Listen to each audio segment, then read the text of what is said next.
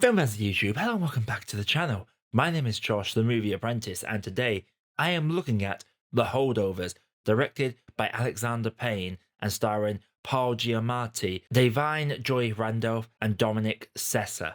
The story follows three individuals who stay over at a boarding school during the Christmas break, with Paul Giamatti's teacher having to look after this one kid, and the cook, grieving from the loss of her son, has to stay around and obviously cook for them. They grow to know that they have more in common than they once thought, and barriers created by the patriarchy and hierarchy of the school system come crumbling down over this magical Christmas period. The holdover seems to be the surprise of the awards season. It's kind of come out of nowhere. There was a lot of buzz for it at the London Film Festival, and I originally skipped it because the concept didn't really appeal to me. Since watching it, I can say I definitely get the hype. Whilst it is definitely not my favourite of the year, if I had to put it in that 2024 list, it might not have even made the top 10. But for me, it was a very wholesome ride, and it almost reminds me a bit like The Breakfast Club. But imagine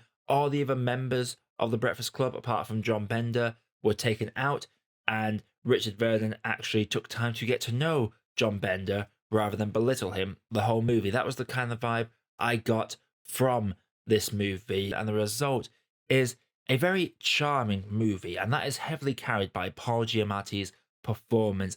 He delivers this interesting character where his fluctuations in his voice and his mannerisms never really change too much. He very much has a default tone throughout the film's runtime, but his facial and physical actions are what make up for that. They're the ones that dictate how he's feeling at any given moment. And his dynamic with Dominic Sessa is absolutely fantastic. These two have so many great scenes together. There's one particular scene where they interact in a car, and Dominic's character makes a complaint about his body odor to him, and when he goes to explain it, there's a nice balance in there. But this is not to take away from the rest of the cast as well, as Dominic Sessa does a really good, understated performance. Both Davine Joy Randolph and Paul Giamatti have been nominated for Oscars for the performances, which means Dominic Sessa is the one left out. But he honestly probably deserved a supporting actor nom as well. In a weaker year,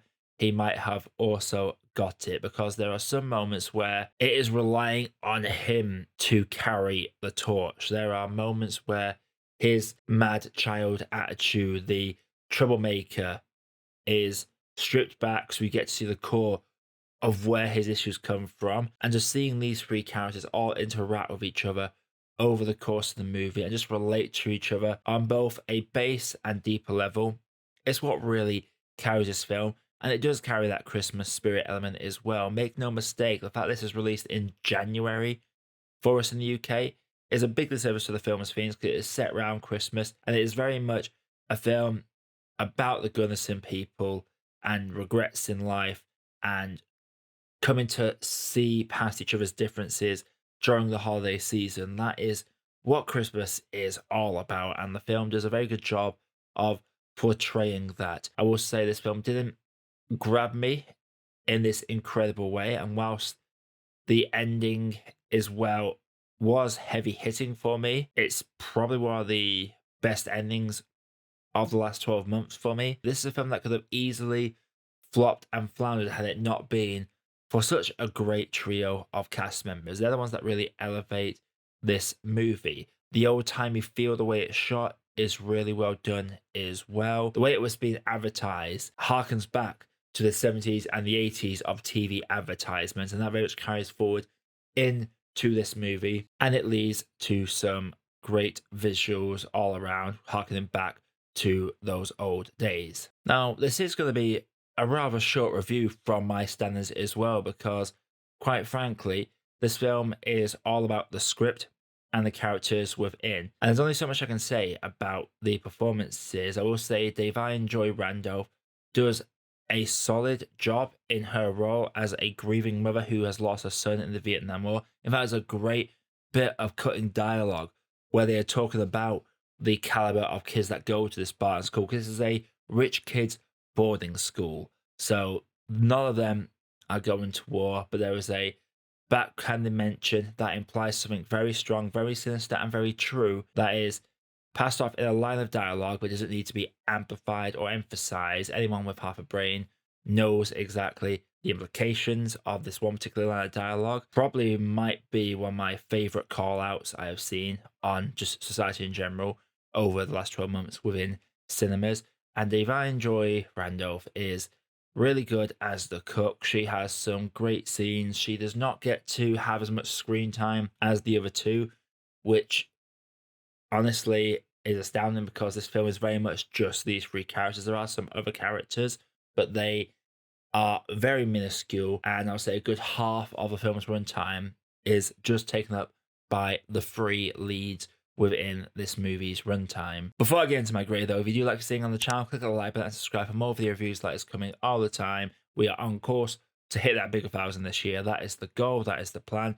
So please join me on that journey. But overall for me, The Holdovers, it lived up to the hype to a certain extent. It is by no means the greatest movie ever made, in my personal opinion. It is by no means this masterpiece, but there's just something so pure about the movie and the performances that really carries it for me. The setting is really good, and learning about each character and what truly makes them tick, what's made them become the way they are, and how they slowly let down these walls to allow the others to come in and talk to them about it. It's really understated how well this film plays out. Paul Giamatti, of course, is incredible as the main teacher in this. Like I say, his performance, he stays at a very standard tone throughout the runtime, but the way he uses his tone and the way he says things really helps carry the performance, and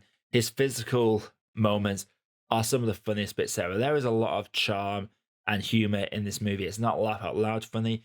There is enough blunt, dry humor that makes this film really stand out in a way that I feel like is very unique to a film set around Christmas. Overall for me, I'm going to have to say that The Holdovers is a good cup of tea. So The Holdovers, have you seen it? If you haven't, then you put down in the comments below. Again, you like to see the channel, click the like button, subscribe for more video reviews like this coming all the time. Coming up on the channel, going to be reviewing American Fiction, and I will be doing a ranking of all 10 of the Best Picture nominees in the coming days as well. So stay tuned for that.